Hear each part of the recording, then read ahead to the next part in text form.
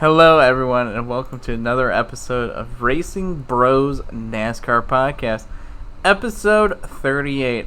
I'm here with my co-host, Brian. Brian, how are you doing today? I'm good. How are you? Doing good. We got a little sound clip to play for people, just starting out, so we're going to play the sound clip. This might bring you some nostalgia, so Brian's going to stay silent during this time because he doesn't know what I'm playing, but I'll know what I'm playing, and you guys will hear it, so...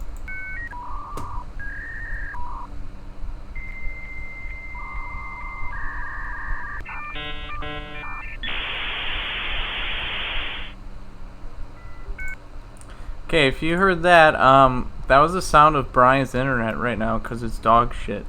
So, Brian, we played some dial-up internet sounds. Gotcha. Yeah, so just because your internet right now is poo-poo because you're in the middle of the woods with, like, you're hanging an antenna with your left hand, and then your other one is, like, moving your mic. So, he's literally sitting on a log in the middle of the woods. Hanging on to an antenna. If you listen very closely and put your ear to your headset, or like put just one headset on, or put your headset on like both ears onto one ear so you get double sound, you can hear the faint sound of an antenna rising up in Brian's hand trying to get better connection, and the ruffle of his microphone in the wind because it is snowy outside.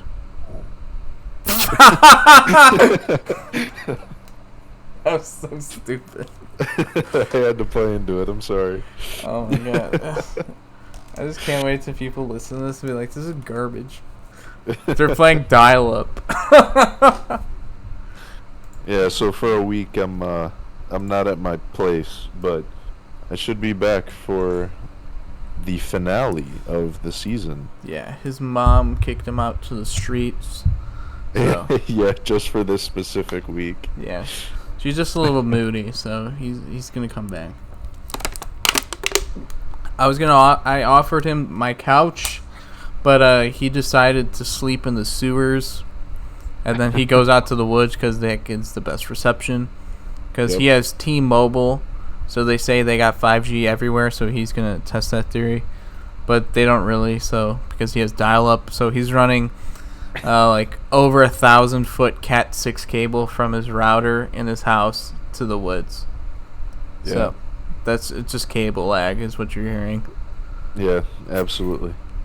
That would be... What if someone was like, yeah, I bought 1,000 fucking feet cable of Cat 6? I'm genuinely curious how that would work out. Can I go on Amazon right now and buy some Cat 6 cable? Let me see. Probably $100. Hey, aren't we a NASCAR podcast? And I'm looking up an Amazon fucking Cat 6 cables. Oh my god. Oh, never mind. Oh my god. Oh my god. How much is it? They actually sell it. $150. Look at this. It's going to be on the podcast for YouTube viewers. Look at that. $178. Oh. Forever warranty, forever covered. It's a nice blue cable.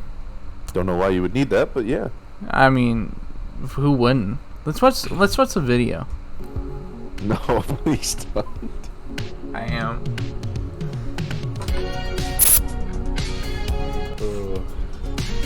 Oh, it's got some background music. No, DMCA. We can't do it. We're gonna get canceled anyway. Okay.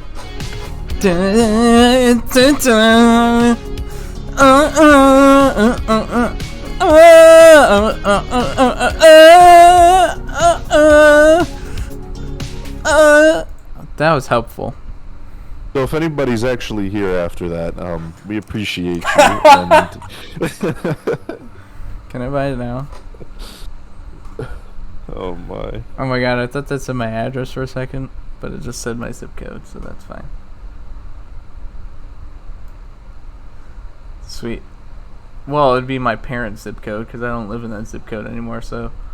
Ooh. But thank God it was my address. Alright, so yeah, this is actually the podcast. If you're still here, thanks. We'll actually get into the stuff. We just had to see about 1,000 feet fucking Cat 6 cables that they actually do make for no reason whatsoever. Exactly. If we had actual like podcast money from Instacart, like I would have bought that $178 1,000-foot cable. My gosh. All right. For no reason.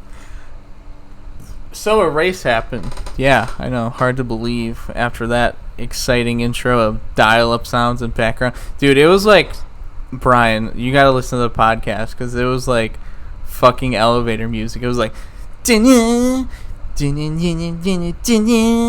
was like, oh my god. Oh my. It was great. But, yeah, Martinsville happened. So we're just going to speed through the first two stages because none of it really mattered, if we wanted to be honest. Chase Elliott won the first two stages. He swept the stages. So he clinched a spot in the championship 4 before stage 3. Denny Hamlin had to start in the back. He got all the way to like about mid-20s, then was speeding, so then he had to go back to the tail end of the field, but then got a quick caution, so he made his way up again.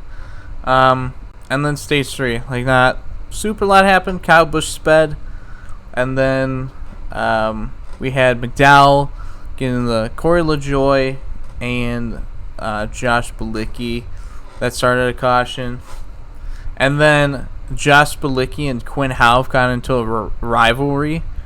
Quinn Houff, after getting spun, him and Bilicki were like in the corner. He got hit into the wall, so Quinn Houff decides to spin Josh Bilicki out under caution, which is hilarious because they're both like backmarker teams and stuff, so they're just fighting out for like 35th, and Quinn Houff spins him and he gets a 5-lap penalty for aggressive driving, which shout out to Quinn Houff.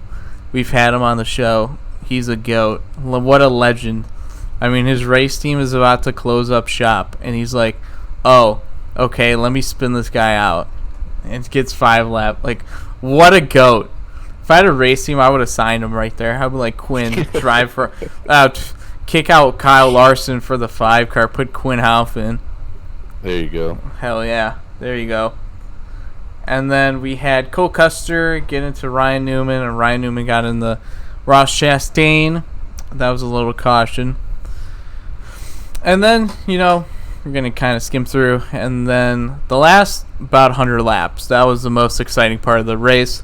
I thought it was a pretty good race, all in all. But the last 100 laps is like where all the drama was.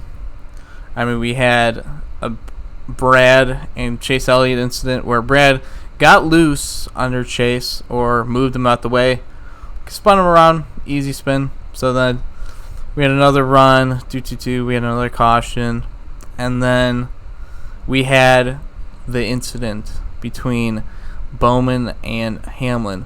So I also want to shout out NBC for giving like the 3-screen fucking battle. Because like Truex and Kyle Busch was fighting for a point.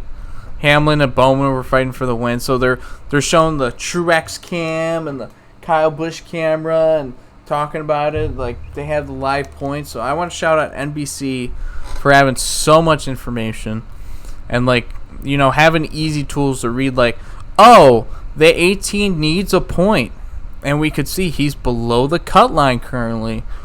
Oh, wow. Hopefully he can pass this person to gain this point.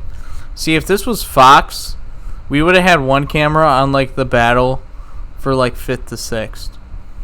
Like, we wouldn't have... I would have just been following around Larson saying, oh, man, where's he going to finish today? Probably. And then Jeff Gordon just, like, using his Hendrick bias and not saying it's Alex Bowman's fault, saying, oh, Denny Hamlin really pinched Bowman in the corner there. Even though they're a lane and a half up, but he really pinched them there. So I think you could put some blame on Denny Hamlin, but it was a racing deal. He would have said something like that. Or he would have brought up how well William Byron was doing all day. Oh yeah. Like, look at the driver of that 24 car. Look at William Byron running fourth. I used to be in that car. Like, William Byron is running fourth.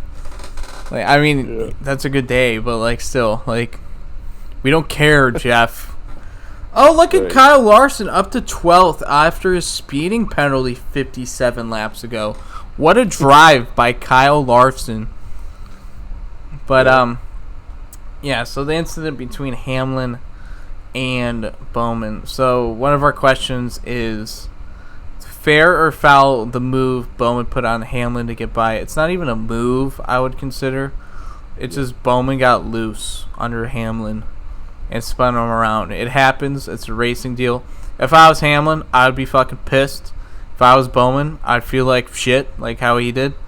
And yeah, I understand, both sides of the coin. I wish I was wearing his hack t-shirt. See, I'm just wearing his regular Richmond t-shirt where he also clowned Denny Hamlin in a big spot on the restart. But yeah, it's just I don't know. It's just like I could see the side of Hamlin being super pissed because, anytime you get wrecked, you're going to be super pissed. And then I could be the side of Bowman. Like, I do sim racing and it's nowhere near, like, actual real-life racing and stuff. Well, I mean, it's as close as you can get on the video game side. It is a video game. Just to calm down all. It's simulator! You just made a bunch of people mad. Okay, so yes, simulator, video game, whatever. I've caused wrecks like that, and I've just felt like absolute garbage. Just like apologizing, like, oh my god, I'm so sorry. Thankfully, all the usual guys at race was like understanding, like, oh, okay, it's not anything too serious. But he sucks, though. yeah, it's not like Denny Hamlin dropping the F-bomb on live TV saying he's fucking terrible and an absolute hack and gets beats by his teammates every week. Yeah. Like, if he's talking to Alex Bowman like that, he's not, like, I mean, obviously Bowman's not like a Larson or anything, but he's not like Ryan Newman this year. Sorry, Brian. But, like... No, that's fine. I mean, it's like... Well, I mean, Newman's like a decorated champion, but, or not even champion, like a decorated race winner. It's a back marker that's pretty big, like a Cody Ware, like just like wow, like what do you think of Cody Ware or something, or like Almirola who's like underperformed this year, It's just like I get how he's frustrated, like because I mean I would be frustrated if my season was on the line. I mean, like, if you're 30 points up and you get spun, you don't know where you're going to end up, And then if something happens in the back and he's destroyed, season's over. Like, he can't run for a championship. Which I would have understood if he was super pissed by. But it's also, like, Bowman is not a super, like, outrageous driver with wrecks and stuff. I know, like, 2019 Roval, like, he kind of got a little crazy driving over his fucking head. Like, wrecking Bubba for giving him the finger, and then, kind of driving over his head there. And he's had, like, bad blocks and stuff like that. So he's not without fault, but it's not like Alex Bowman's going out and fucking turning people like Dale Earnhardt, okay? I mean, he's very low-key kind of driver, level-headed, doesn't really get super mad. I mean, he gets mad on the radio when calls, like, Austin Dillon, like, a silver spoon kid. But average driver gets like that over the radio.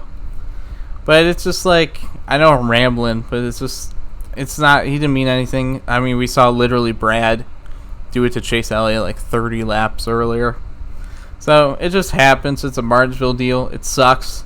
I can see why you'd be super pissed if you're Hamlin, but I also don't agree with his after race antics. Just like going in, ruining his victory burnout, and then also like calling him like a terrible and an absolute hack and like dropping the F-bomb. But it's also, very entertaining because like it's like, ooh, rivalry. But Bowman's not like a rivalry guy. Like he's just like, oh, I'm just gonna make a t-shirt that says hack on it and do like subtle hints that I'm a hack on social media, which is not as sexy as like Earnhardt and Jeff Bodine back in the 80s, but we just get t-shirt wars now. So like just like the Chase Elliott shirt, like what what, a merry off season and happy Christmas or something. So like anytime you're in a rivalry now, you're gonna get a T-shirt made of the catchphrase. So like merch sales up, but rivalries, not really. But yeah, it's just, I mean, it happens. I could see both sides of the coin for the driver. Brian, you want to say anything on it, or do you think I covered it? Yeah, I mean, I do think that you kind of put everything into perspective. I do understand, like you said, I do understand that Denny's mad that he got dumped, but it wasn't an intentional dump. So, I mean, Bowman got loose.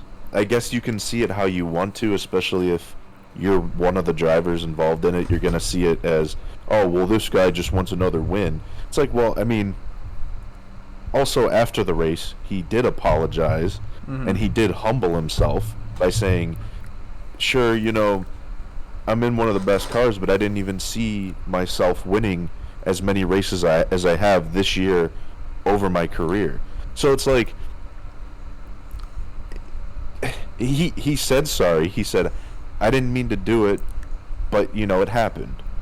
And he's physically saying, hey, I regret what I did, but just know that it wasn't on purpose.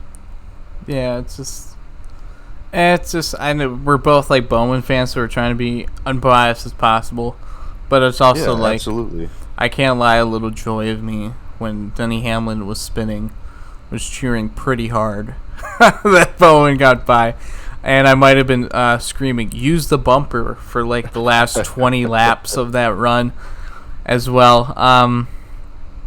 But yeah, you can see it on both sides of the coin.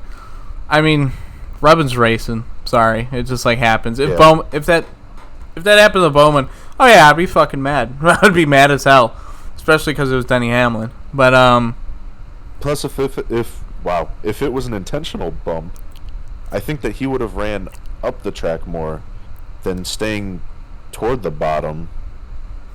Yeah, I mean, it's just like a racing deal. It does fall on Bowman, like, hey man, come on, like with the more car control. But it's also like, it's just a racing deal. It's not like he meant to do it. He got loose up and just, you know, hit his left rear. We've seen it 1,000 times at Martinsville. We're gonna see 1,000 times more coming out of it. You know, it's just like happens. And then Hamlin wants to be a crybaby and cry on Twitter.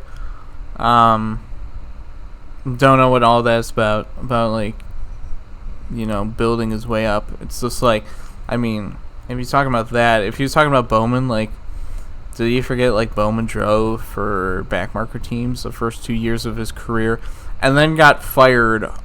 He found out on Twitter a couple weeks before the Daytona 500. So, and then if Junior never gets hurt, you know, who knows where Alex Bowman is now. I would highly doubt he's with Hendrick. So, yeah, talking about a guy that really rags to riches over there. He's kind of doing the same thing, Hamlin. But, yeah, it's just like some controversy. It makes it spicy. It's NASCAR, you know, shit happens. I would love if there's more rivalries. Like, can we get some more? Like, Bowman, bump a couple more guys, you know? But, well, everybody has a rivalry with Kyle Busch, so, you know, there's that. Well, Kyle Busch plays the villain. Like, Kyle Busch knows he's the villain. He's the man in the black hat. Like, Kyle Busch knows that. He's gonna fucking booed anywhere. But he's only gonna, I mean, he would only do it if he knew he was a good driver, which clearly he does. Yeah, well, he's embraced it now because it all started pretty much when he spun Dale Jr. Like, Jesus driving the fucking race car, Dale Jr. So when you crash that, you know, you're going to get ultimate boos all the time, no matter what. But he grew up to the villain role. He plays it well. You got to have a Kyle Busch in your sport to make it interesting. I mean, he did say some things afterwards in his interview that we're going to talk about that was not too fond, especially in this day and age. But, I mean, Kyle Busch plays the villain role well. Hamlin doesn't know he's the villain, I think, at times. I think he wants to be like Hamlin's done obviously good stuff, but then it's also a lot of aggravating things. Like he spun Chase Elliott in 2017 for that.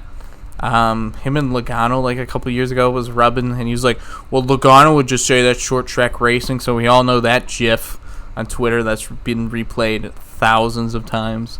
And Hamlin's had incidents in before, so it's just like, oh, you know. And then especially like when he gets out and spun and he gets booed, yeah, that's something. Because Alex Bowman was like in his like interview, and he's like, I thought I was gonna get booed. Like he's like, I totally was expecting to get booed, but like, hey, and then Hamlin just gets absolutely like trashed. Which I mean, I do feel bad for Hamlin sometimes. Like he he gave Bubba Wallace like a good ride. He brought Michael Jordan into the sport. Like he's doing all these things, like, and then he just gets spun out. And his season almost ruined, and then everyone's like, "Fuck you, Hamlin," throwing beers at him in his fucking car. Like, Jesus Christ! Sometimes it's like, I know Hamlin might not be the most well driver, and like a couple months ago, like a lot of people, including me, was like, "Hey, Hamlin's growing on us," you know, because he's pretty funny on Twitter because he doesn't hold back. And now we're just like back to fuck Hamlin, like. What a switch after Martinsville. After my driver dumps him, I'm saying fuck Hamlin. Like what? Yeah. But yeah, Martinsville, and then Kyle Busch missed it by 3 points. At the end, Martin Truex almost threw it away. Martin Truex was a couple points ahead of Kyle Busch. Kyle Busch was like 1 or 2 positions behind. And Truex just had the finish, and he decides to pull a 3 wide move. I don't even remember who. I think it was for second. But almost wrecks his car there. Then he gets shuffled out into the wall, hits the wall. I thought his car was done. Like, he started dropping positions. Thankfully, he got a caution. But he had major damage in his left front as well from getting into Brad. Like, I was just like, dude, what are you doing? You're like driving yourself away from this championship 4 appearance. So somehow he got lucky and got in by a couple points. So the championship 4, me and Brian actually predicted correctly. We all got the Larson, Hamlin, Truex, Elliott final 4 correct. So we got one thing correct this year, Brian. But those were probably the like 4 more deserving drivers to be in the final 4. So we got everyone deserving in there. I mean, Kyle Larson has had an amazing season. Truex 4 wins. Hamlin's been utterly consistent every week, and Chase got, the clutch wins. It's been forming the playoffs, so we're back in an even playing field. Everybody at 5,000 points. So it's basically like everybody's at 0. Yep. So whoever finishes first out of the 4 wins the championship. Yep, and every point counts. Yeah, it's just, stage points doesn't count. It's just finishing position. Right. Every point counts. That's what I'm saying, though, because... Not true, though, because, like, stage points don't matter. So that's, like, points in the race that doesn't matter. Well, right, but, where you finish is going to be the most important part of the race. Finishing like position matters. There we go. Yes, but you need to make sure you're not stupid. Yeah, just go for broke. Just run them over. Like, who cares? I mean, obviously, they're not going to do anything about it, so. Well, we might end up having a feud between JGR and Hendrick, if there isn't one already. I mean, Bowman should just be like, I lost brakes, Hamlin. Sorry. No, I'm just kidding. That would be oof. But, yeah. No, we don't need another Harvick situation. It's all good. Why not? It's fun. It makes it more fun. He's driving himself into a wall. Well, yeah, that would be pretty funny. Because, we clowned Harvick for literally dying in the front stretch of Charlotte. I think he's still hitting the wall.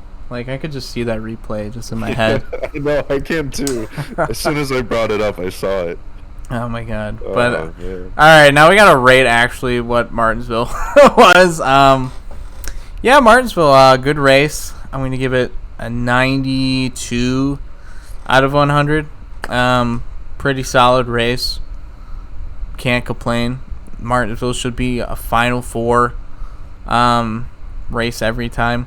Even at its boring parts, is more juicy than a Kansas or anything. I mean, it's like very entertaining because there's always battles between whoever, someone's making contact with someone every lap. So that's fun to always see, and it's Martinsville. It's awesome. We need more short tracks, but Martinsville should be it should be like the Final Four cutoff. Like that's like the round of 8 cutoff should just be Martinsville. That's every year, no matter what. Yeah, we didn't really talk about what we were rating this race, but surprisingly, we still got very close to each other. I only took 2 points off, but that was mainly because I wasn't really fond of the first stages. But then once that ending came, it was just like, oh, it's kicking up fire. It's like, this is amazing. I love this. So yeah, I mean, I gave it a 90. It could have been better, but if it was better, it would have to be like Bristol. Yeah.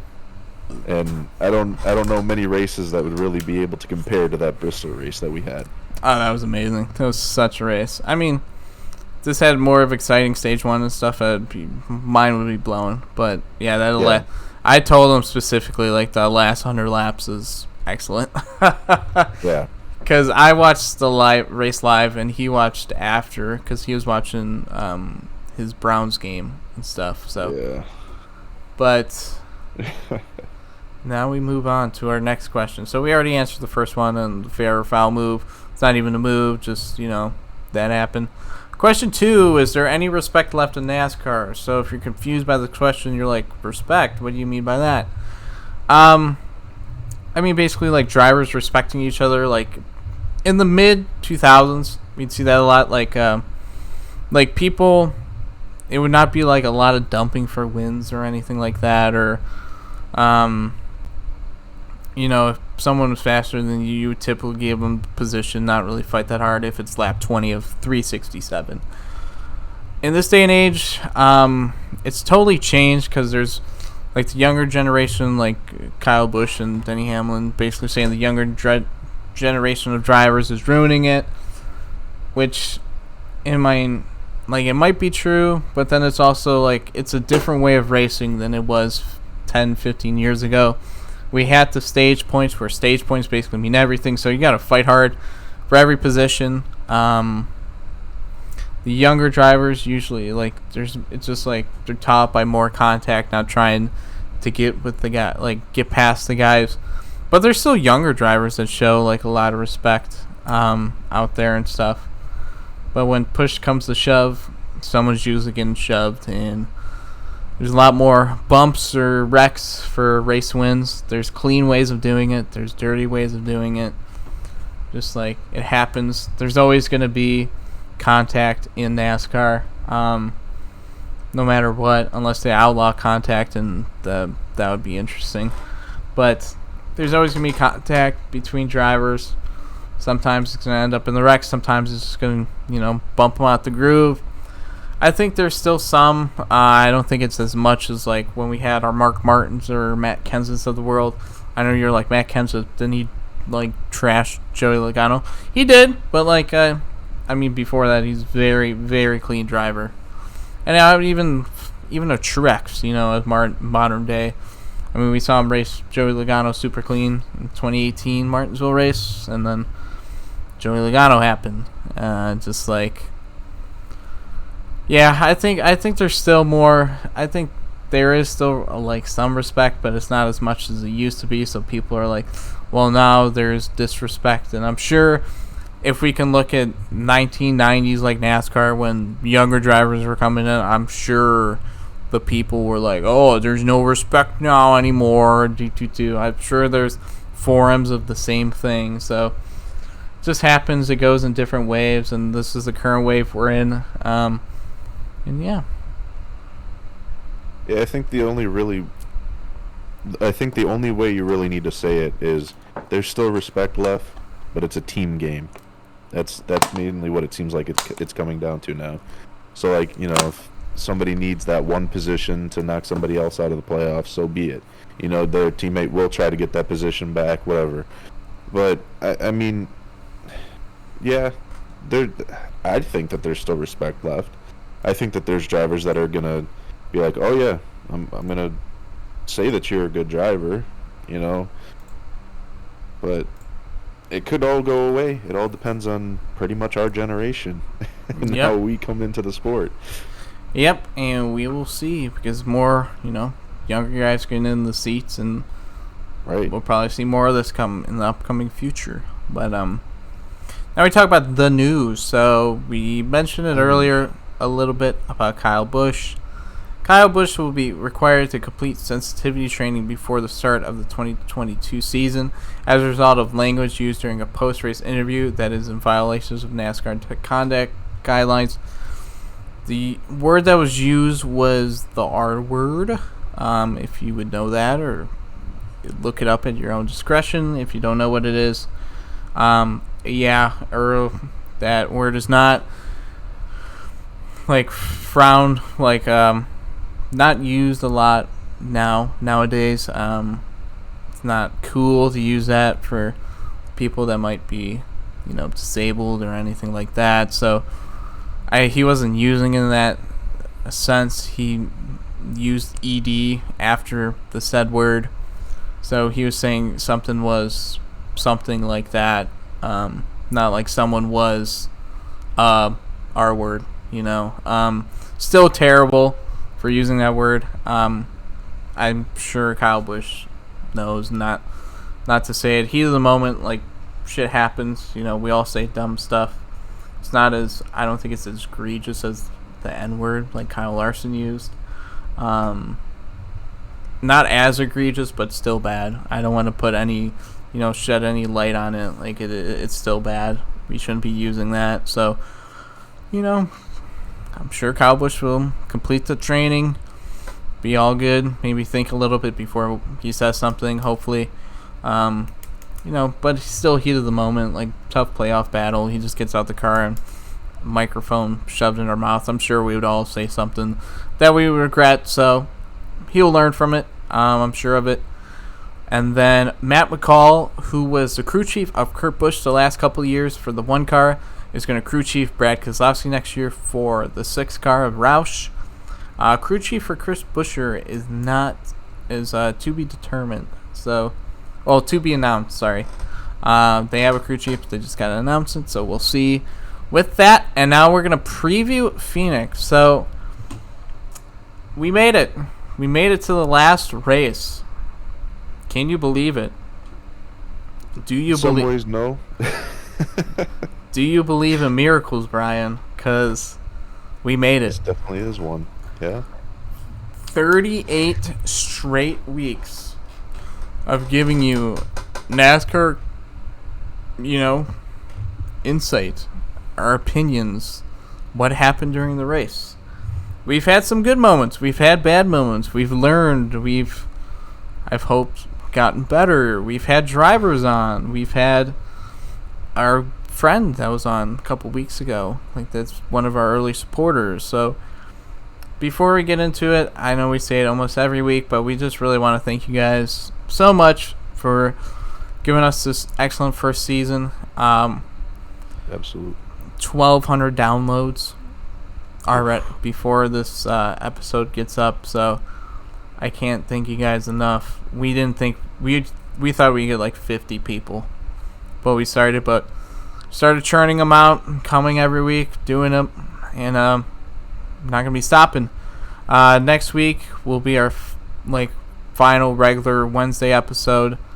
We're gonna have more off-season episodes sporadic. It's gonna be more laid back. It's gonna be kind of like how it was the beginning of the episode, more laid back, talking about other shit. Maybe talking some more racing stuff.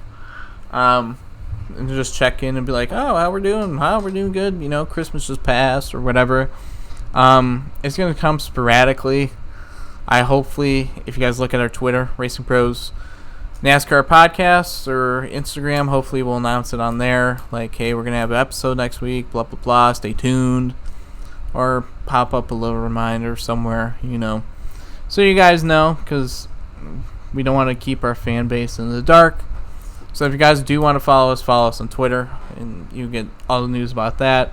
But again, just thank you to everyone. Friends and people we have no idea who exist, all the way from Maine to fucking California, or even some overseas viewers and listeners. Just thank you. This has been an incredible, honestly, 9 months of work in my life. It's just it hasn't felt like work. It's always been fun. I've always thoroughly enjoyed it. I didn't think I would enjoy it that much. I thought I'd do a couple episodes and be like, that was a novel idea, but we kept pushing and we kept doing it, and I feel like we got better. And hopefully next season or even the off season, we put some good changes, change around the show, or maybe a little format change, or however, or just say our thoughts better and be, just overall better. We just want to every year get better, grow. Basically our goal. We don't know how long we're going to be doing this. I don't know if this is a 5-year project, or, next season's our last. I really don't know. We're just enjoying the ride, taking it week by week.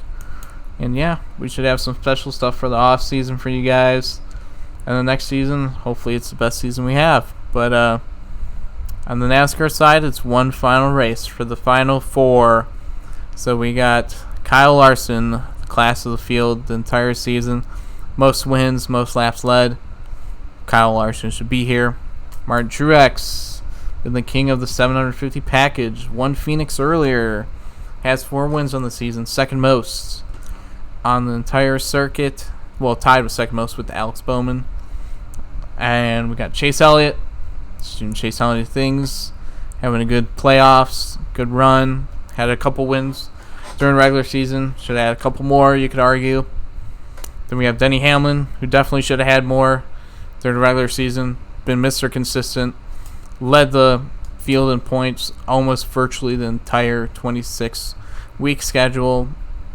Has had good playoffs, won a couple races. Everyone is deserving in this championship. But I guess I'm picking sort of an upset.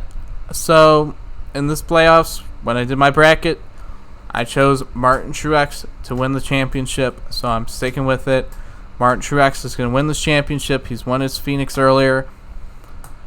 And I'm going to pick him to win the race and pick him become a 2-time champion. Martin Truex is my pick. I am sticking with my pick at the beginning of the playoffs.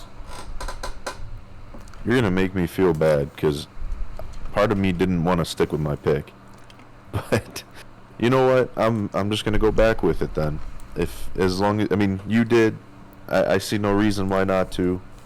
And my pick at the beginning of the playoffs was Kyle Larson to win it all. So I mean he's been really consistent.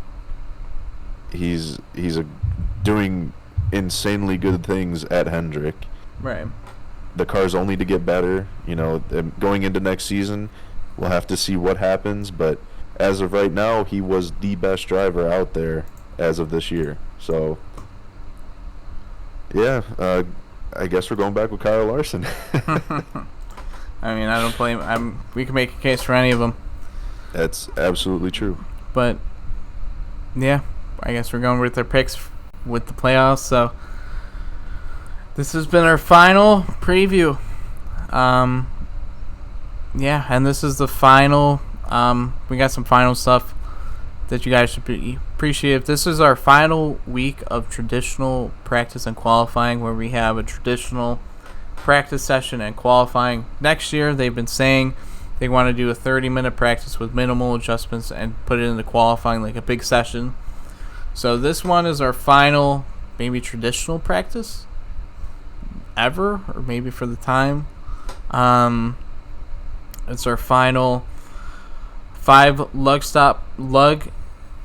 lug nut stop of the year, because we're going to single lugs. So in the Cup Series, we're gonna stop doing the 5 lugs, so you're not gonna hear the boop boop boop boop boop boop. We're just gonna hear the one thing.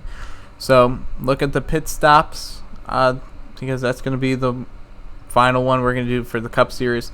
I mean, Xfinity and stuff are still going to do it, but that'll be the final one for Cup. And then maybe some drivers and teams. Ryan Newman. This could be Ryan Newman's last race. Brian has been a Ryan Newman fan his entire time he's been watching NASCAR. He used to watch it when he was younger. Now got back into it when he was older, because Brian Newman used to drive the Sony car, and his uncle actually worked for Sony, and he always liked Ryan Newman and Jimmy Johnson. So his other hero retired last season, but now his other one, this might be his final race. We have no idea. So just appreciate the old veterans. And final race for Chip Ganassi Racing. They've been a stable since 2001. So this is their final race as a team. Just like, it's going to be weird not seeing that 42 car and stuff out there. I know the 1 car is coming back next year, but going to be weird seeing that. So, and then an ode to the Gen 6 car. This is the last car that actual teams are going to build from the ground up. So, everyone's putting pride and everything they can into this final car. It's going to be a whole new era next year when we come back in February. Totally different than what it is now. So, it's the final race for, the hand-built prep cars from teams, where every team next year is going to get the same chassis. So, Rick Ware and Stewart House Racing is going to get the same car. It's going to be like, it's not Rick Ware is going to be fighting for wins, but they're going to have a better shot than in years past. I think still the cream will rise to the top. So, like the Hendrick and the Joe Gibbs and teams of that nature will get back up there. And then this should be the final race of Starcom Racing. They started a couple years ago in 2017. Just like we've had Quinn Hoff on the show earlier this season, so we hope he lands on his feet. Sad to see another team pass, especially for sim racer Michael Cozy Jr., who's probably like the biggest fan of Starcom ever. He reps their colors every race, no matter what he does. Even in the Firecracker 400 or numerous other events he's won, like Moon Car, and now he's in the Contender Series and stuff like that. So hopefully he still reps their colors and things like that, keeps the legacy going. But it's a lot of ends. It's going to be different because if you guys didn't see my Twitter, there was this thing where it was talking about like being the NASCAR kid in school and if you get bullied or not. When I was younger, I did like NASCAR and stuff. Like, I was a fan of it, and just like, it's not like a lot of people that were, or even any really at all. So I kind of didn't have anyone to talk to about it. So I kind of hid my fandom throughout like my years of growing up. Just kind of kept it aside. I lost passion for the sport. Didn't really watch it and stuff like that. I would, look at the results. How did Dale Jr. do and blah blah blah and shit like that. But then, about high school when I started, I'm like, fuck it. Who cares what people say? I'm going to try to see if I can get back to the sport. And that's when the Gen 6 car was around. They started in 2013. And then I watched the 2014 Daytona 500. My first race watching full race in some years, like a number of years. I would see like highlights and things like that, but first race I watched fully. It was a long fucking race, but my hero as my younger days won. Dale Jr. won, and invigorated my passion and love for the sport. So I guess I kind of have a soft spot for the Gen 6. It's had so many different packages. It's been so many iterations. It's been weird. The best thing it's done is definitely look like its counterparts. It's definitely look like a Ford Fusion or Ford Mustang or Chevy SS or Chevy Camaro or Toyota Camry, like it has been on the street. Been a lot of looking like the car off the showroom lot. So it's been a weird car, but this is the final Gen 6 race. So appreciate everything we have, because it's gonna be a whole new different era when we come back in February. But yeah, thank you also to Instacart for partnering us. Partnered with us back in August. Been a ride too. We'll see how that partnership goes on. I hope it still goes. If you guys don't know, we have partnered with Instacart. You can look in our bios and stuff like that. Click on the vanity link. Brings you right to Instacart. Sign up for a trial. Instacart is free. That's a grocery delivery app. Get your groceries on there. It makes your lives easy, where you can just ramble on a podcast for an hour if you wanted to, or continue sim race, or do whatever. Take a nap. Makes your life easy. Just get on the app, click the food items you want, and it'll be delivered with you. Usually an hour to an hour and a half, so it's not crazy, but sometimes it'll be even less. Depends how much stuff you got. So try out Instacart. Great app. Love using it all the time. I actually do use it. It's crazy. Like, I'm just like, ooh, just pop it in real quick. I'm just like, ooh, I want some bananas, and now Brian is typing something. Oh yeah. So also, you guys got to keep an eye out for this. So Brian just reminded me. So how earlier in the season I said Brian won the points, obviously. So we've done this for fun. Like, we kept track of all the points, like the rest of the drivers we picked during the season. So I actually took the lead. So now the points is I have 1,078 and Brian has 1,075. So Brian won the regular season stuff. We still give it to Brian, but I thought it would just be fun to continue actually picking stuff like that. Make it like hypothetical. So we kept actually picking, and yeah, now we're like within 3 points of each other. I'm leading Brian by 3 points. So we're gonna count stage points and all that shit. Like, we're gonna count like an actual race. So we'll see who gets the better end of it. That's been an absolute ball, though, I have to say. It has been fun. Like, I've just been keeping up for fun and just like sending Brian like, oh, I took the lead by 5 points, and then Brian would take the lead. It was very interesting. But I guess maybe I think next year we gotta put something on the line, like other podcasts do. Oh, we'll put money in a pot or something. We should get a trophy. Get a regular season trophy and then do something special for playoffs.